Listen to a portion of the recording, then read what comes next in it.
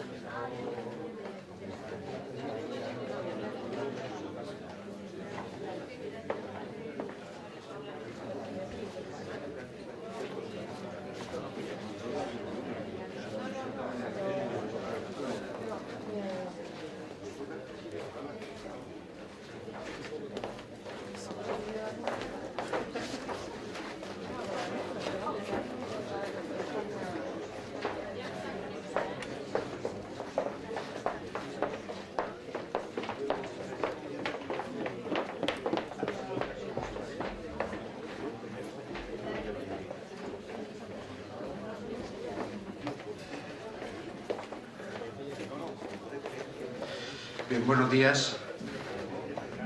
Vamos a comenzar.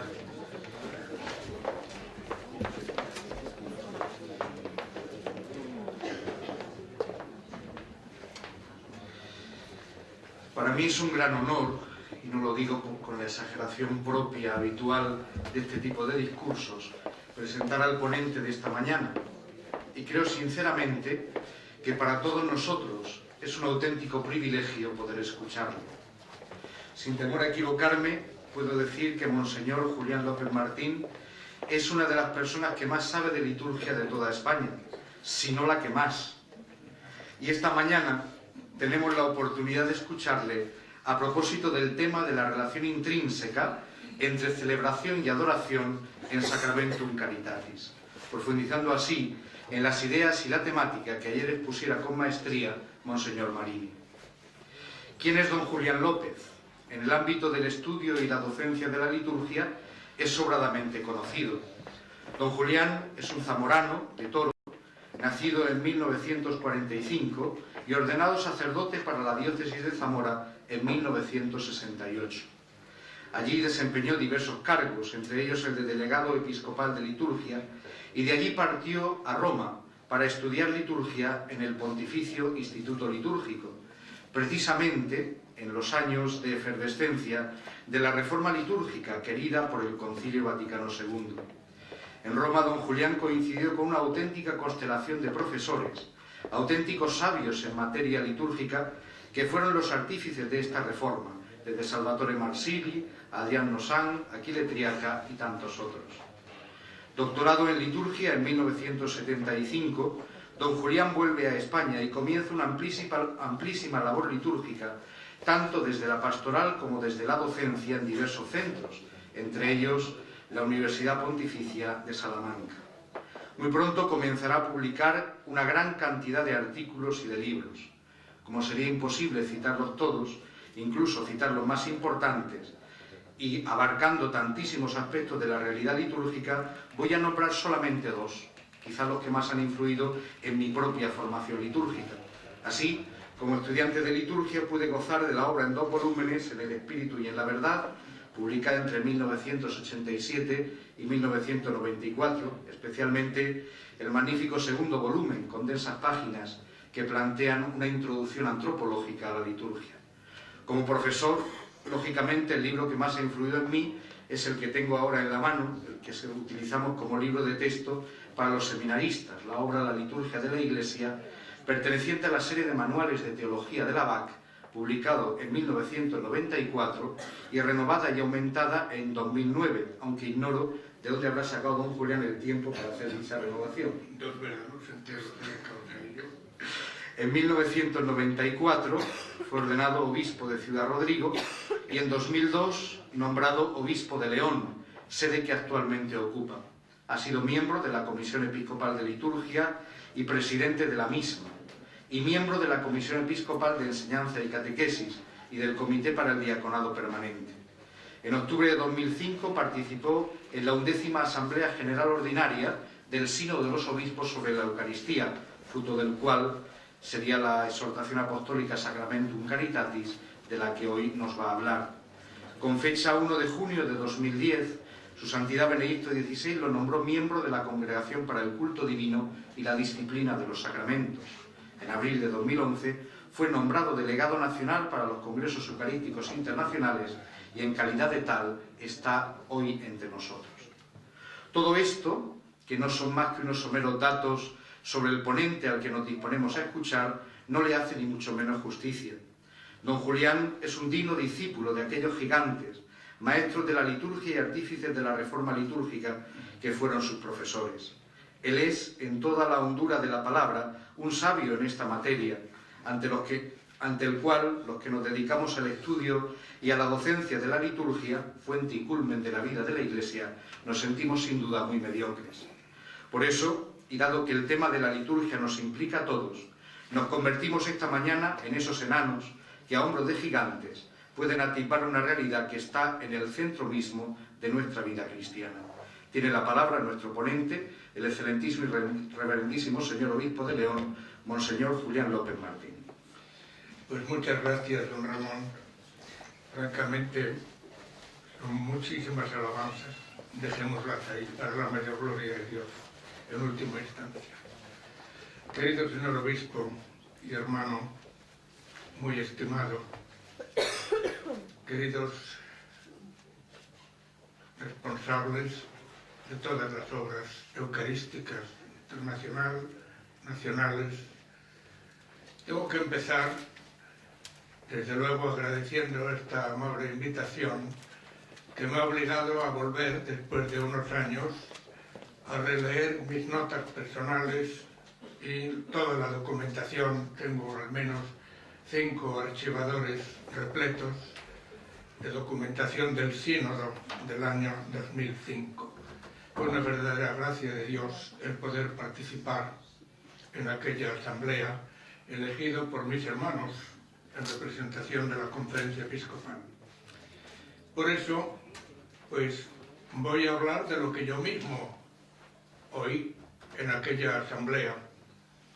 La exhortación postsinodal Sacramentum Caritatis, todos lo saben, está inscrita en el contexto de aquel año de la Eucaristía deseado por el Papa Beato Juan Pablo II.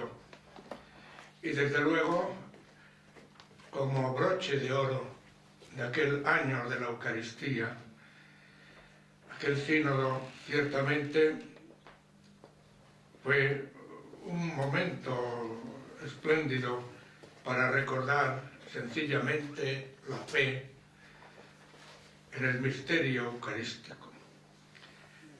Juan Pablo II había dedicado su última encíclica, Ecclesia de Eucaristía, a esta temática, y su penúltima carta apostólica, Mane Nobiscum Domine, quédate con nosotros, Señor. Este tema que se me ha pedido tiene una formulación muy precisa: relación intrínseca entre celebración y adoración.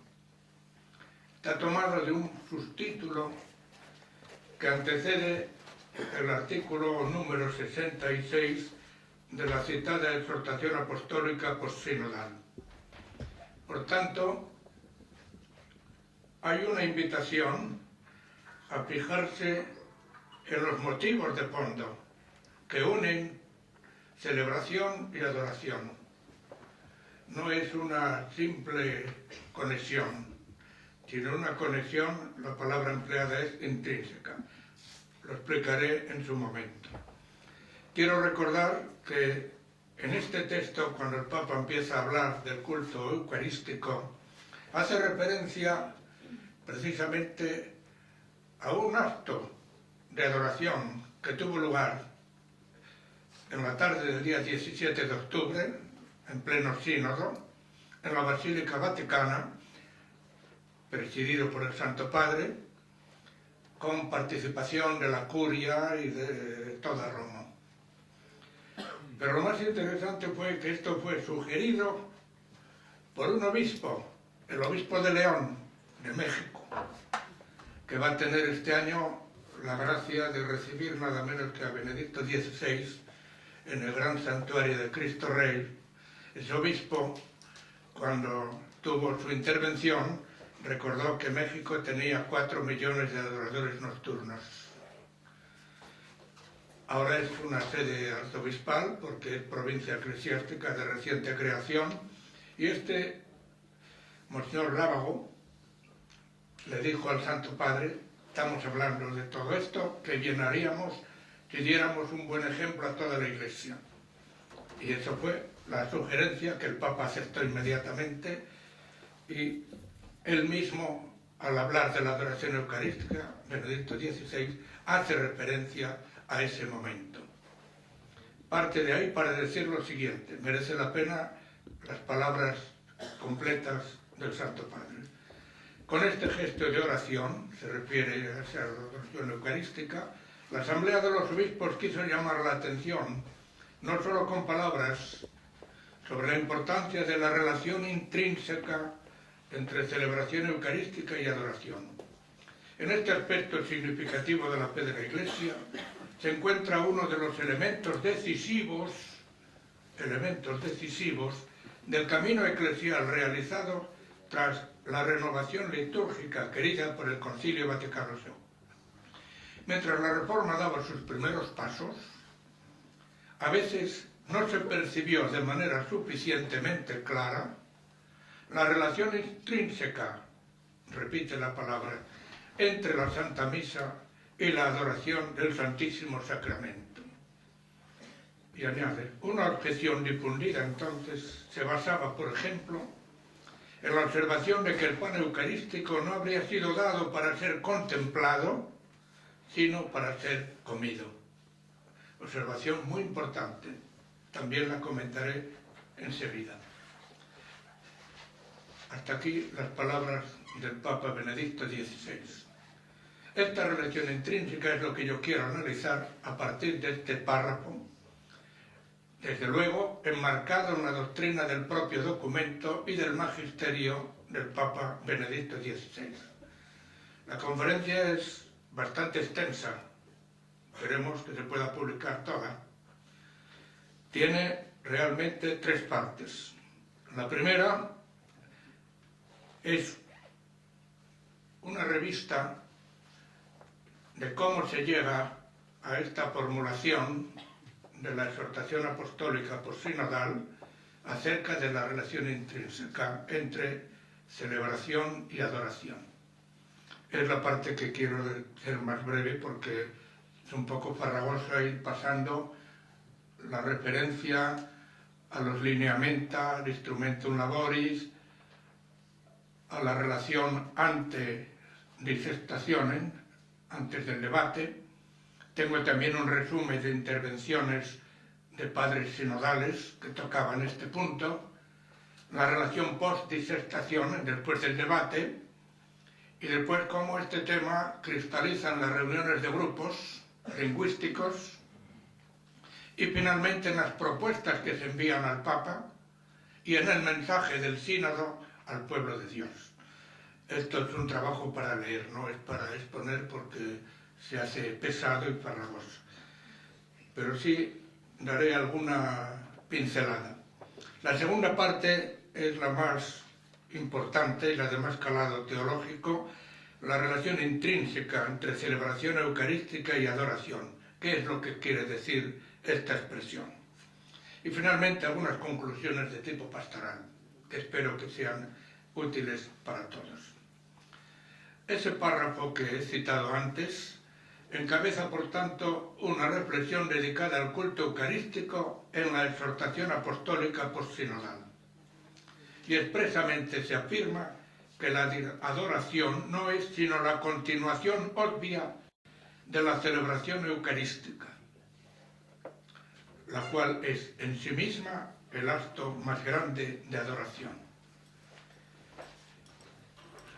Y aquí ya quiero de entrada explicar por qué el Papa dice que en esos comienzos de la reforma litúrgica hubo un malentendido, desde luego no procurado, ni mucho menos, por los responsables de la reforma, por lo que enseguida voy a decir. El Papa dice en la observación de que el pan eucarístico no habría sido dado para ser contemplado, sino para ser comido.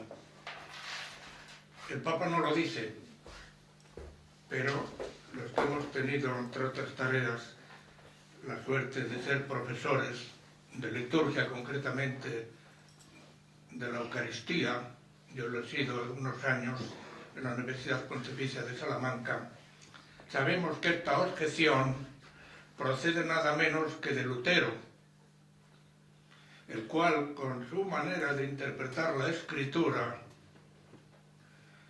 interpreta las palabras del Señor. Él admitía la presencia real, pero rechazaba de plano el misterio de la transubstanciación. Para Lutero era primordial el interpretar por la sola Escritura. ¿Y cómo la leía? Pues las palabras tomad y comed, esto es mi cuerpo, las interpreta desde la última palabra, comed, diciendo la finalidad de la Eucaristía es la comunión. El Señor ha dicho, tomad y comed, no, tomad y adorad.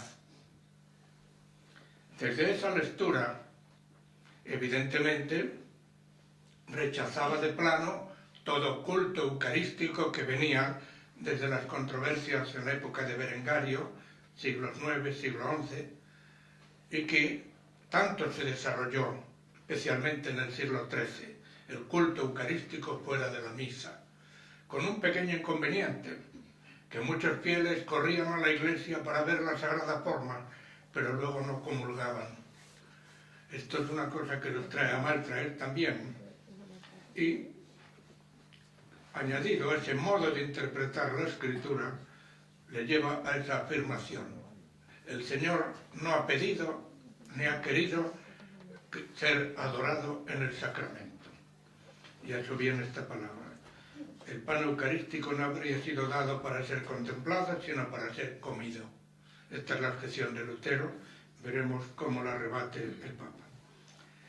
En el comienzo de la reforma litúrgica, en el mismo año 1965, sin haber sido clausurado el concilio, cuando ya está trabajando el concilium creado por Pablo VI para iniciar la reforma, el cardenal que lo preside, el cardenal Lercaro, escribe una carta al Papa Pablo VI exponiendo la preocupación porque están empezando a detectar una menor veneración hacia la presencia real del Señor en la Eucaristía.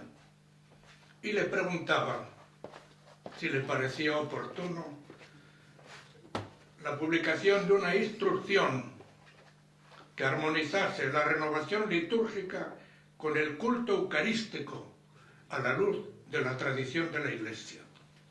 Pablo VI consultó al Santo Oficio, hoy Congregación para la Doctrina de la Fe, de manera que 2 años más tarde, el 21 de mayo de 1967, estamos pues, todavía no se ha publicado los domices, ni el misal, ya hay una instrucción que se llama Eucharisticum Mysterium sobre el culto del misterio eucarístico. Es un documento verdaderamente importante. Es una síntesis de doctrina eucarística armonizando la totalidad de los aspectos del misterio: sacrificio, sacramento, por tanto presencia, y culto, adoración. Y a la vez armonizando teología, catequesis y pastoral. Es un documento que no deberíamos perderle de vista porque cristaliza después, en 1973, en el ritual de la Sagrada Comunión y del culto eucarístico fuera de la misa. Y quiero decir algo también importante. A pesar de este esfuerzo del magisterio de la Iglesia, la secularización de aquellos años, finales de los 60 y sobre todo los años 70, que yo la viví en parte estudiando, pero en parte ya incorporado a la parroquia, ese fenómeno enfría demasiado la piedad popular, la religiosidad del pueblo, el cual está en este momento, pues sí, evidentemente entusiasmado por los cambios que se están haciendo en la liturgia. Este signo, iba a decir de decadencia, cambia a partir del año santo de 1975, el año santo último del siglo XX, antes del año 2000, todavía lo preside Pablo VI.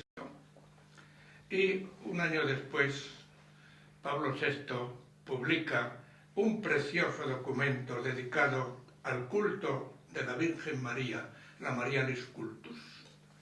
Este documento significa la inflexión en una tendencia que afortunadamente empieza otra vez a cobrar fuerza. Voy a leer lo que tengo aquí porque no quiero dar jabón sin motivo. Uno de los pastores, de que no se perdiera esta piedad popular, se debe a que fueron muchos los sacerdotes, las comunidades religiosas, las asociaciones de fieles y los seglares que soportaron las inclemencias del temporal y mantuvieron encendida la lámpara del santuario en aquellos años difíciles. Muchas de esas personas sufrieron mucho silenciosamente, pero prestaron un gran servicio a la fe y a la auténtica piedad del pueblo cristiano. El documento sinodal es post-sinodal. Lo firma el Papa porque lo hace suyo, pero ese calificativo post-sinodal hace referencia a que utiliza todo un material que se le ofrece desde que el Papa convoca ese sínodo. Ese sínodo fue convocado por el beato Juan Pablo II y lo lleva a término Benedicto XVI, justamente dentro de los primeros meses de su ministerio como sucesor de Pedro. Ya en los lineamenta, el primer documento preparatorio de consulta a las conferencias episcopales, ya se recuerda que la Eucaristía es don para adorar y no solo para recibir, entrando en comunión con el Señor. Después de las consultas a las conferencias episcopales, a las congregaciones romanas, después de aportaciones también de universidades católicas, se elabora el llamado instrumento de trabajo, Instrumentum Laboris. Ahí hay un capítulo dedicado precisamente a este epígrafe tan interesante, de la celebración a la adoración. La adoración es la actitud del celebrante y de la asamblea litúrgica frente a Dios omnipotente que se hace realmente presente en el sacramento de la Eucaristía. Esta actitud se prolonga también después de la misa en varios modos propios de la Iglesia Católica. Se abre el sínodo el día 2 de octubre, domingo, con una concelebración en la Plaza de San Pedro. Y al día siguiente, lunes, después del comienzo de la inauguración, el cardenal relator, que va a ser el secretario especial, el que va a cuidar de la marcha de todo el sínodo, el cardenal Scola, actualmente arzobispo de Milán, en aquel momento lo era todavía de Venecia, pues inicia lo que podemos decir un planteamiento, un estado de la cuestión, previo a lo que va a ser las aportaciones, los debates en el sínodo. Y aquí él, sobre este punto, recuerda que no se puede poner como alternativa el comer y el adorar. Hacer esto significa no tener en cuenta la integridad y la unidad del misterio eucarístico. Después vienen las aportaciones sinodales en el aula. Son muy interesantes.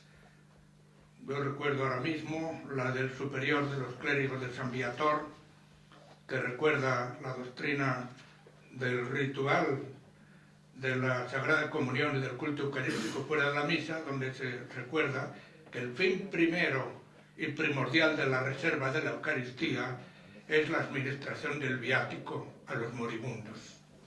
Y el fin secundario, eso no quiere decir que sea menos importante, es la comunión de los fieles y la adoración del Señor presente en el sacramento. Son muchas las intervenciones, hay una muy interesante de un obispo etíope, donde dice: en nuestras iglesias orientales normalmente no hay un culto eucarístico fuera de la misa, pero nuestra celebración, viene a decir él, está toda impregnada de elementos desde el punto de vista de los textos, de los cantos, de las ceremonias, de la misma belleza de la celebración, en que están subrayando constantemente ese sentido de la santidad, esa presencia del Señor en la Eucaristía. Fueron varios días de intervenciones de 6 minutos cada una, y por las tardes unas breves intervenciones de 3 minutos sin anotación previa, en plan de intervenciones más o menos espontáneas. Al final el cardenal relator hace un resumen y dice: estos son los puntos fundamentales que aparecen en los debates. A raíz de este momento, el sínodo se divide en grupos lingüísticos. De lengua española había 3, de lengua inglesa 3, francés 2, etc. Y durante 3 días se elaboran unas propuestas que finalmente, unificadas en una asamblea general, se llama congregación general, son votadas una por una en presencia del Santo Padre. Y de ahí hay una que habla expresamente de la adoración y la fe en la Eucaristía, en relación con la participación de los fieles. Esto es interesante. Y finalmente, el sínodo dirige un mensaje a todo el pueblo de Dios, donde recuerda cómo la Eucaristía desde los orígenes expresa una sola fe y una sola Iglesia, alimentada por el mismo pan de vida y en comunión visible con el sucesor de Pedro. E invita a todos a entrar en la profundidad del único misterio eucarístico. Y aquí hace referencia también al estupor eucarístico, esa frase de Juan Pablo II que yo citaba antes en la homilía. Y pasamos ahora a la parte teológica. Relación intrínseca entre celebración y adoración. Se trata, en definitiva, de recordar cómo aquella objeción que se remonta a los tiempos de Lutero no tiene razón de ser. El Señor ha dicho a Tomás Comes: esto es mi cuerpo, que se entrega por vosotros. En su intención hay algo importante. El Señor no se hace alimento simplemente para que nosotros nos alimentemos, valga la expresión, sino para que tengamos su misma vida en nosotros. El Señor quiere ser alimento para que tengamos vida en Él y la tengamos abundante, es decir, para unirse a nosotros. Y aquí es donde está la clave precisamente de esa unidad entre celebración de la Santa Misa y adoración del Señor después de la celebración. Relación intrínseca. Curiosamente, en la exhortación postsinodal, esta expresión aparece siempre que se habla de la Eucaristía y de alguno de los sacramentos. Relación intrínseca entre la penitencia y la Eucaristía. Relación intrínseca entre el sacramento del orden y la Eucaristía. Relación intrínseca también entre la vida consagrada y la Eucaristía, entre la Eucaristía y la misión. ¿Por qué esta insistencia? Pues sencillamente porque el sínodo reflexionó también sobre la conexión, celebración, adoración, desde el principio les orandi, les credendi, es decir, la norma de la oración es la norma de la fe. Dicho con otras palabras, se cree como se celebra y se celebra como se cree. De tal manera que cualquier aspecto que se toque afecta al otro. Si no hay una fe viva, la celebración podrá ser estéticamente muy hermosa, pero no tiene vida. Si no se celebra bien, se puede tocar también la fe. Este es el riesgo que pueden tener algunos abusos en el ámbito litúrgico. Que celebrando mal, al margen de las normas de la Iglesia, se puede tocar, se puede distorsionar la fe. De ahí la importancia de los gestos litúrgicos. De ahí la importancia, en definitiva, del modo de celebrar. Nuestra manera de pensar armoniza con la Eucaristía y a su vez la Eucaristía armoniza y confirma nuestra manera de pensar. Y es una frase del Catecismo de la Iglesia Católica. Se cree como se celebra y se celebra como se cree. La exhortación apostólica nos recuerda la íntima relación entre la fe y la adoración. Justamente habla también de relación intrínseca entre la fe y la celebración. ¿Por qué? Pues porque la fe y la adoración se enriquecen mutuamente. Cuando hay fe, hay adoración. lo que dice Juan desde la barca en el momento de la aparición del Señor en la ribera del lago. Le dice a los demás, es el Señor. Eso es la fe, el reconocimiento de una presencia, es el Señor. Y Pedro se lanza al agua al encuentro de Jesús. Por tanto, la adoración eucarística significa el reconocimiento y la expresión de la fe en la presencia verdadera, real y sustancial de Cristo en la Eucaristía.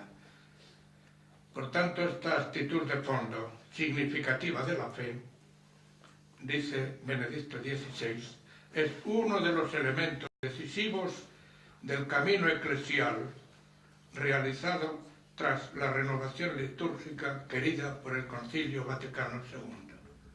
Por tanto, allí donde esta fe flaquea, no se están cumpliendo los objetivos de esa renovación litúrgica. No hay contradicción, todo lo contrario. Por eso el punto siguiente es, no existe contraposición entre celebración y adoración. Quede claro pues que al hablar de relación intrínseca estamos hablando de una relación que brota precisamente de la naturaleza de este misterio. Relación extrínseca sería si viene dada desde fuera. Intrínseca quiere decir que se basa en el misterio mismo. Y por eso no hay contraposición. Aquella instrucción Eucharisticum Mysterium de 1967 ya decía: hay que considerar el misterio eucarístico en toda su amplitud, tanto en la celebración misma de la misa como en el culto de las sagradas especies que se reservan después de la misa para prolongar la gracia del sacrificio. Los documentos de la Iglesia utilizan el vocabulario teológico sancionado ya por el Magisterio. El Concilio de Trento habla de sustancia y habla de especies. Sin embargo, no quiere relacionarse demasiado con el lenguaje y lo utilizan tanto en cuanto. Por ejemplo, no usa la palabra accidentes, que es la que utiliza la teología escolástica, empezando por Santo Tomás. Prefiere llamar especies, y las especies es lo que nuestros ojos ven, lo que nuestros ojos perciben, pero es que la realidad es mucho más profunda. Aquello por lo que el pan es pan y aquello por lo que el vino es vino. En el misterio de la transustanciación interviene el acto creador de Dios, tocando, por así decir, esa realidad última por el que el pan es pan y deja de ser pan para convertirse en el cuerpo del Señor. Vere realiter substantialiter. No hay contraposición, por tanto, no hay contradicción. Y aquí hay que recordar la doctrina del Concilio de Trento. Nadie debe dudar de que los cristianos tributan este santísimo sacramento al adorarlo, atención a esta palabra, la uso por primera vez ya, el culto de la tría que se debe a Dios verdadero, según la costumbre siempre aceptada de la Iglesia Católica, porque no debe dejar de ser adorado por el hecho de haber sido instituido por el Señor para ser comido. Estas palabras del Concilio de Trento se encuentran en el decreto de la sesión número 13, que es el dedicado a la presencia real. En atención al Papa Pablo VI, que quiso en 1967 que fuera un año de la fe, recordado ahora por Benedicto XVI, leo estas palabras del credo del pueblo de Dios, con el que aquel siervo de Dios tiene abierto su proceso de beatificación también. Aquel amado Pablo VI expresaba de este modo la fe. Estamos obligados, por obligación ciertamente suavísima, a honrar y adorar la hostia santa que nuestros ojos ven, al Verbo encarnado que estos no pueden ver y que sin embargo se ha hecho presente delante de nosotros sin haber dejado los cielos. Credo del pueblo de Dios que Pablo VI promulgó al finalizar aquel año de la fe.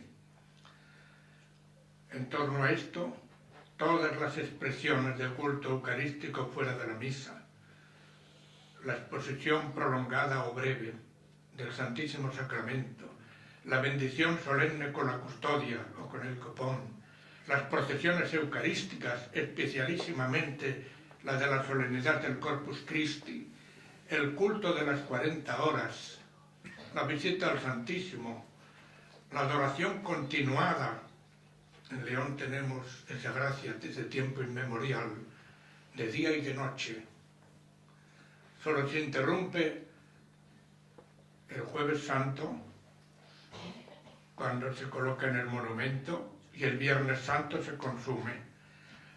Solamente terminada la celebración del Viernes Santo hasta la noche de Pascua, es el único momento del año en que el Santísimo no está expuesto. Se interrumpe brevemente la exposición durante la celebración de la misa, de acuerdo con las normas, pero inmediatamente de que termina la misa, nuevamente el expositor se abre para esa adoración. Y no hay que olvidar tampoco las expresiones artísticas, literarias e incluso arquitectónicas que han suscitado la fe en la Eucaristía. Aquí hay un tema también amplísimo. Un tercer punto, también dentro de esta relación intrínseca, es la adoración eucarística consiste en la actitud espiritual del culto de la tría. ¿Qué quiere decir esto? Concilio de Trento, para subrayar el valor y la verdad de la presencia real del Señor en la Eucaristía, expresa también la fe de la Iglesia en esa admirable y singular conversión de toda la sustancia del pan en el cuerpo de Cristo y de toda la sustancia del vino en la sangre de Cristo, permaneciendo solo las apariencias de pan y de vino. Conversión que la Iglesia Católica llama muy a propósito transustanciación. La palabra es por ahora la mejor para explicar, para aproximarse a este misterio. Nuestros ojos, ya lo decía San Cirilo de Jerusalén en sus catequesis sobre la Eucaristía, lo que ven vuestros ojos es el pan, pero escucha lo que dice el Señor, esto es mi cuerpo. Fíjense qué modo de hacer catequesis mistagógica. Partir de la experiencia, lo que veis, pero la explicación ya no viene de la experiencia, viene de la fe en la palabra de Dios. El Señor dice, esto es mi cuerpo. Por tanto, como afirma Benedicto XVI, la adoración eucarística es en sí misma el acto más grande de adoración de la Iglesia, porque recibir la Eucaristía significa recibir al que adoramos. Y esta expresión del magisterio, en la exhortación postsinodal, la amplía el Papa Benedicto XVI en dos memorables discursos. Uno, todavía no se había publicado la exhortación, el 22 de diciembre de 2005, en la audiencia concedida cada año a la Curia Romana. El Papa, en ese momento, pasa revista al año y recuerda acontecimientos, hechos. Aquel año, que es el primero de su pontificado, fue elegido el 19 de abril, el 22 inicia el ministerio solemnemente. Diciembre de ese mismo año se ha celebrado el sínodo. El Papa no puede por menos que recordar estos acontecimientos. Evoca la figura de Juan Pablo II, el año de la Eucaristía, evoca el sínodo y, atención, evoca también la Jornada Mundial de la Juventud del año 2005, en Colonia. No sé, los presentes, si algunos tuvisteis la fortuna de asistir. Yo estuve allí también. Todos estamos impactados todavía de lo que ocurrió en Cuatro Vientos. Pero eso sucedió en Colonia ya también. Había 1 millón de jóvenes, por lo menos. Una noche serena. Cuando llegó el momento de la exposición, era sobrecogedor aquel silencio, como ocurrió después en Cuatro Vientos. Lo que pasa es que Cuatro Vientos nos toca más de cerca y fue precedido de esa tormenta. Bien, pues Benedicto XVI, en aquella audiencia, en aquel discurso a la Curia Romana del año 2005, habla así: de aquel 1 millón de jóvenes, del silencio que nos unía y elevaba a todos mientras se colocaba sobre el altar al Señor en el sacramento. Y a raíz de esto comenta: antes que cualquier actividad y que cualquier cambio del mundo, debe estar la adoración. Solo ella nos hace verdaderamente libres, solo ella da los criterios para nuestra acción. Precisamente en un mundo en el que progresivamente se van perdiendo los criterios de orientación y existe el peligro de que cada uno se convierta en su propio criterio, es fundamental subrayar la adoración. Todavía el Papa tendrá oportunidad de hablar nuevamente de lo que significa la adoración eucarística con ocasión de una asamblea plenaria de la Congregación para el Culto Divino el 13 de marzo de 2009. Aquella congregación, de todos los cardenales y obispos miembros, yo no era todavía miembro, pero en la revista Noticia he podido leer las ponencias, las reflexiones. Estuvo dedicada justamente al misterio eucarístico y de manera particular a la adoración. Al final de los trabajos, el Papa recibió una audiencia a todos los participantes, ya presidía la congregación el cardenal Cañizares, y después del saludo del cardenal, el Papa dirigió un discurso a la asamblea. Y ahí cita la encíclica Mysterium Fidei de Pablo VI, yo no la he mencionado antes, con un texto que está reproducido en el Catecismo de la Iglesia Católica, y que dice así: la Iglesia Católica no solo ha enseñado siempre la fe sobre la presencia del cuerpo y la sangre de Cristo en la Eucaristía, sino que la ha vivido también, adorando en todos los tiempos sacramento tan grande con el culto latréutico, que tan solo a Dios es debido. ¿Qué es esto del culto de latría? El culto de latría, en el lenguaje de la Biblia, es el culto que se debe al Dios verdadero. El primer mandamiento de la ley de Dios dice: adorarás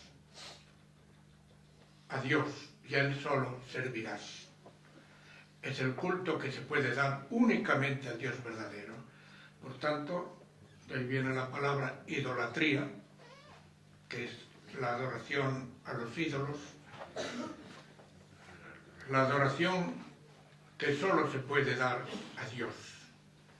Esa adoración, con los mismos términos, es aplicada en el Nuevo Testamento a Jesucristo el Señor. La palabra el Señor no es simplemente un título mesiánico, como no lo es tampoco la palabra Hijo de Dios. En algún momento, hasta algún exégeta puede decir, cuando el centurión dice verdaderamente este hombre es el Hijo de Dios, quería decir que es la segunda persona de la Santísima Trinidad. De todos modos, en el Evangelio de San Mateo, esa frase está ya en el contexto de la fe cristológica. A Cristo se le debe la latría porque es el Hijo de Dios el Verbo encarnado. De ahí que cuando Jesús pregunta, ¿quién dice la gente que es el Hijo del Hombre? En la recensión de San Mateo dice, el Cristo, el Hijo del Dios vivo, e inmediatamente recibe la alabanza de Jesús. Ha sido el Padre quien ha tenido a bien revelar este misterio. Algo semejante dirá también San Pablo en la carta a los Gálatas. Dios ha tenido a bien revelar en mí a su Hijo. Luego estamos aquí ante el culto que se debe a nuestro Señor como Verbo eterno del Padre, como el Padre y el Espíritu Santo. Naturalmente, este reconocimiento solo puede proceder de la revelación y, por tanto, de la fe. Es muy interesante ver cómo la liturgia cristiana está toda ella impregnada en sus estructuras, sobre todo de plegaria, de esta dimensión trinitaria, cristológica, que reconoce, lo digo con unas palabras célebres, que todo don salvífico viene del Padre, mediante el Hijo Jesucristo en el Espíritu Santo. Y en el Espíritu Santo, por Jesucristo, retorna de nuevo al Padre. Esto es lo que se llamaba la economía de la revelación y de la salvación. Todo don viene del Padre, por Jesucristo, en el Espíritu Santo. ¿No les suena? Son la conclusión de las oraciones. Deus, oh Dios, por nuestro Señor Jesucristo, tu Hijo, que vive y reina contigo en la unidad del Espíritu Santo y es Dios por los siglos de los siglos. Es el reconocimiento de la fe y de la adoración. Y a la vez, cuando elevamos la oración, la plegaria eucarística sobre todo, oramos al Padre por Jesucristo en el Espíritu Santo. Por eso, en la liturgia terrena, dice el Concilio Vaticano II, ya pregustamos y participamos en aquella liturgia celestial donde Cristo está sentado a la derecha del Padre como ministro del santuario y del tabernáculo verdadero. De ahí que la liturgia en la tierra es participación en la liturgia del cielo. Por eso, dirá Benedicto XVI, precisando así y sólo así, adorando al que recibimos, nos hacemos una sola cosa con él y en cierto modo pregustamos anticipadamente la belleza de la liturgia celestial. Por tanto, la adoración como reconocimiento de la divinidad de Jesucristo, como fe en su presencia bajo el sacramento, es en el fondo entrar en la comunión, en la unión con el Señor vivo y a la vez con su cuerpo místico. Hay una frase de San Agustín preciosa donde insiste también en lo que vemos y en lo que hay detrás. Lo que veis sobre el altar es un pan y un cáliz. Vuestros ojos así os lo indican. Mas según vuestra fe, el pan es el cuerpo de Cristo y el cáliz la sangre de Cristo.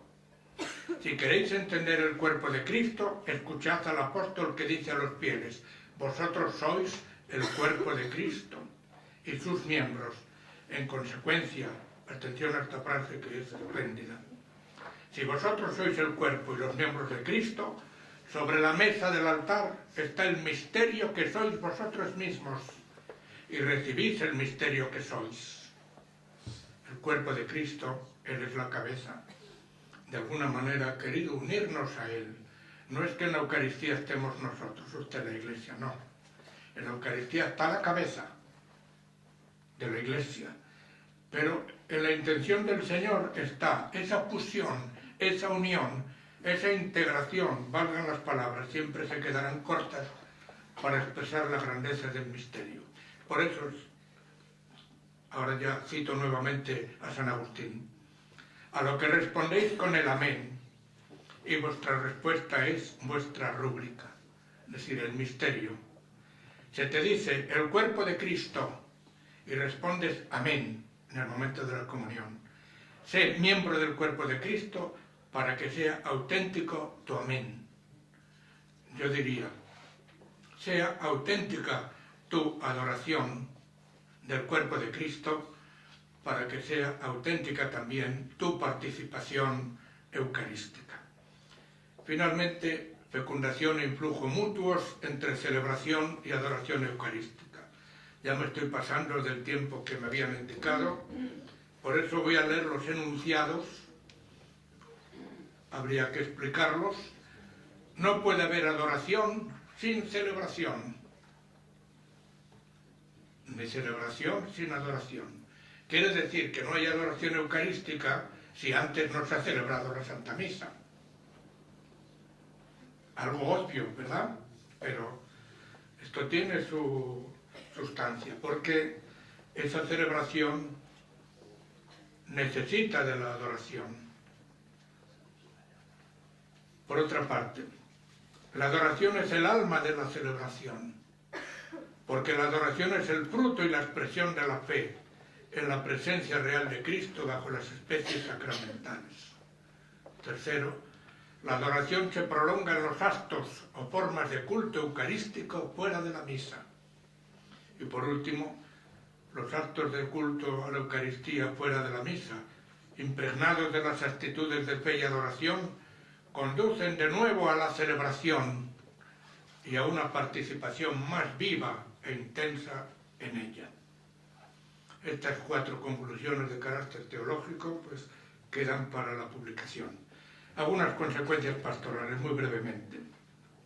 Lo primero, la verdad y belleza que debe tener la celebración y el culto a la Eucaristía.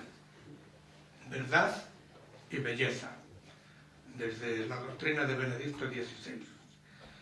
Segundo, los gestos de la veneración y adoración. No es neutro el que la Iglesia recomienda y manda determinados gestos para el ministro que preside como para los fieles.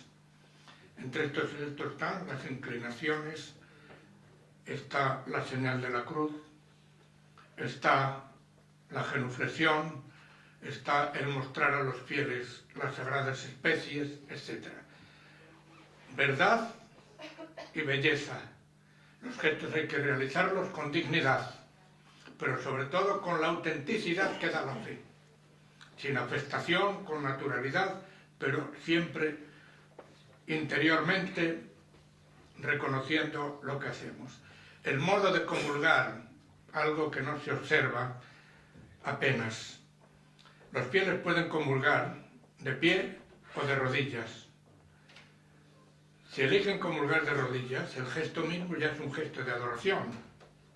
Pero si eligen comulgar de pie, el ordinario de la misa, la institución del misal, dice que hagan primero una pequeña inclinación.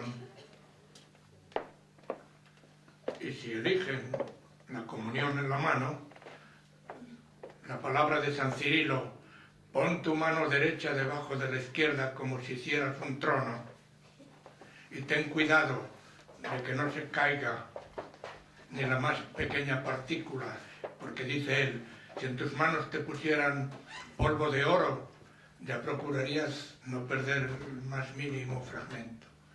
San Cirilo de Jerusalén. Y así sucesivamente. En el momento mismo de la consagración, el sacerdote ha puesto las manos sobre el pan y el vino. Es el gesto de la epíclesis, la acción del Espíritu Santo, porque también es interesante ver que está usando la tercera persona siempre, pero al llegar a las palabras de la institución utiliza la primera persona del singular. Esto es mi cuerpo. Quiere decir que en ese momento el sacerdote está personificando a Jesús. Pero en el momento de decir esas palabras, la rúbrica del misal le dice que se inclina levemente. Ese inclinarse levemente es la prolongación del gesto de la epíclesis. Y es importante también cuando los fieles, por razón de espacio o por otra causa, no pueden estar arrodillados durante la consagración, que esa es la norma de la Conferencia Episcopal Española. El misal dice que según los países, etcétera, recomienda a los fieles que en el momento en que el sacerdote hace la genuflexión hagan ellos una inclinación semejante a la que hacen los concelebrantes en la misa. Son pequeños gestos. La colocación del sagrario en el lugar más noble de la iglesia, si no hay capilla especial, debe estar en la parte más noble del retablo o del presbiterio. Cuando yo era todavía seminarista, que estaba terminando el concilio, y empiezan a salir estas normas, el obispo que me ordenó a mí, don Eduardo Martínez González, un hombre alma eucarística también, consultó a la congregación, dijo, bueno, si se recomienda que se ponga el altar de cara al pueblo, ¿cómo va a estar dando la espalda? Y le respondieron de Roma entonces, colóquese el sagrario mucho más alto, y de hecho en muchas iglesias de mi diócesis de Zamora el sagrario pasó a ocupar el lugar del expositor. La exposición se hacía sobre la mesa del altar y el sagrario quedaba entonces. Bueno, pues el sínodo, fueron varios padres los que lo dijeron, expresamente recomienda que no se coloque la sede delante del sagrario, cosa que muchos no se han enterado, que siguen poniéndola justamente como el sacerdote estuviera sentado a la mesa del altar, y no es así. Bien, sobre los ministros extraordinarios de la comunión también hay una normativa muy precisa, etc. Y las disposiciones personales para recibir la Eucaristía. ¿Para qué seguir? Termino con estas palabras que todos conocen muy bien. Adorote devote lates teitas, que susis figuris vere latitas, tibise cormeum totum subsisis, que a te contemplas totum depisis. Adórote devotamente, oculta deidad, oculta delatría, que bajo estas sagradas especies te ocultas verdaderamente la presencia del Señor, el misterio de la fe. A ti mi corazón totalmente se somete, la adoración, pues al contemplarte se siente desfallecer por completo. Muchas gracias.